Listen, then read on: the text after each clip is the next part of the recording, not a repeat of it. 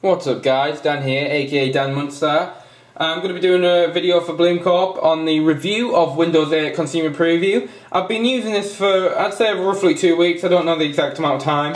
And I'm going to give you a review on what I've found over the 2 weeks, what I've found about the operating system and how eventful it's been for me on my computer itself. So without further ado, we're going to get straight into things.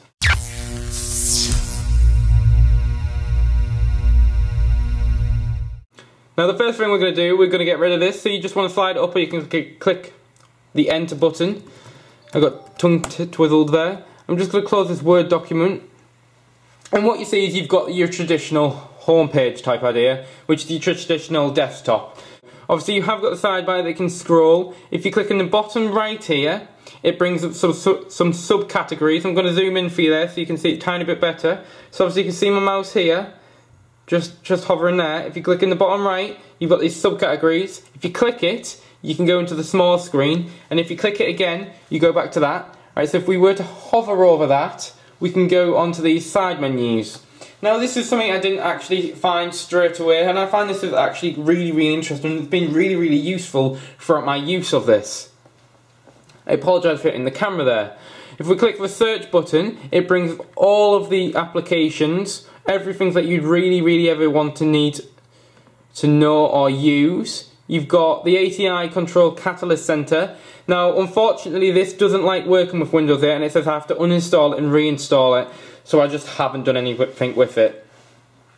Another problem I found with Windows 8 is it doesn't like any antivirus software. My friend installed this as well, and his AVG says it's got lots of cookies in it and stuff like that. I think it just might be a little problem that Microsoft might iron out in the future, but it's nothing to be too stressed about. So if we were to scroll across now, obviously we can click on anything we would wanting to use. I don't really use anything on here, so what I'd normally do is I click in the bottom left, go back to the subcategory menu and go to these. You've got the settings, which are just standard settings. You've got your volume, your brightness, your internet, your notifications, power, etc. The power button was the biggest issue for me. I had to find this setting, otherwise I would have been monumentally messed up, because I couldn't turn off my laptop and I needed to because it started to do something, and it was just a biggest problem ever, so I ended up taking the battery out. Finding this now, it probably could have saved me a lot of time in retrospect, but it's obviously looking back and you know anything. So obviously if you are watching this, you know that for future if you do get this operating system. These tiles have proved to be very useful. I've never actually used the Xbox Companion because I didn't want to pair it in case I got rid of this whole Windows 8 and it did something to my Xbox. So I've been quite sceptical about pairing that device, but it has been really useful for my friend who has paired it, and I am and ahhing at the current moment in time because I see myself using Windows 8 until it does get released fully. That said, I have got 12-hour battery on my laptop, and it has been significantly reduced to roughly about 5 to 6 hours maximum. So I don't know if the Windows 8 is more battery intensive or whether they just haven't utilised it in the current moment and they've just tried to rush through the consumer preview so people can have a go around on it. Rushing on to the next aspect here, because I don't really want to take up too much of your time. We're going to go back to the desktop view, and I'm going to show you how you can get into some of the sub-options. Obviously, if you click Control and N, you bring into this section here, and this has kind of got your standardised format where you'd normally have your computer, your home group, control panel. If you were to click in the bottom left, I'm going to point to it there with my finger. If you were to click there, you'd normally get the control panel, etc. Now you just need to do this and click on the control panel, and it comes back to the standard format again. They haven't changed anything to do with that, you just have to get to it somewhere differently.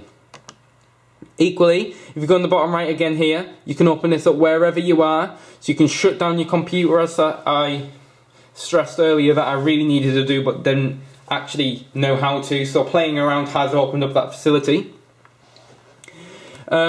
The next neat feature that I found about this, what I'm going to do is I'm just going to get something to cover the top right of my screen as I open my emails. I went to the cinema recently, so we'll get this here, and we'll get it up to this side here, where hopefully if we right click, go to the accounts, it's going to cover it. It's covered it perfectly. So we're fine there. And then if I was to, for example, right click, I can go for feedback, move, mark, unread and sync, and then go to my folders and my accounts. I find that's really, really neat. But if I wanted to send an email, on here you've got where it's from, who it's to, and who you want to CC in it. So I'm just going to cover this all back up again, just in case it does bring up anything. You want to send the mail, you click on that one there. If you want to add something, you've got the attachments, emotions, font, font colour, highlight, bold, italic, underline, bulleted list, and more. I'm just going to exit that so we don't have to hold it up anymore. I found that a really, really neat feature, and I've used the email function on my laptop directly as opposed to going to Google Mail as I normally would do. I've used it directly many a times, and it does sync and it sends it straight away to my Mac computer, which is currently to the left of the laptop now. So I find that a really, really neat feature, and one that I will be utilising consistently and all the time, really, in all fairness. It's the best feature about this. The mail application I've used all the time, and one of my mail accounts that I found quite hard to get synced to my Mac, and it currently isn't on it because it keeps playing up, works perfectly on my laptop. So I think that's a big stressing point. That's my university email account because it uses the Microsoft Exchange servers. There's not really too much more to discuss on this. What I'll do is I'll put the link up in the top left of the last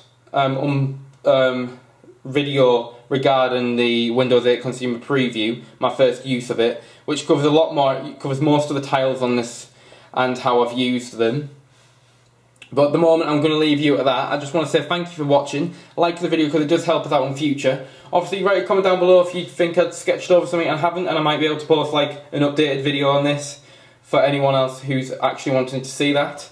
Obviously subscribe. I'll put a banner down below now if you want to subscribe to the channel. That really does help us out in the future. Check out my Danmunstar channel, which is my own channel. It just has some gaming footage of the PS Vita, or will do in the coming days / weeks, and some other videos, just more about me as opposed to the company itself. I'd just like to say thank you for watching and peace.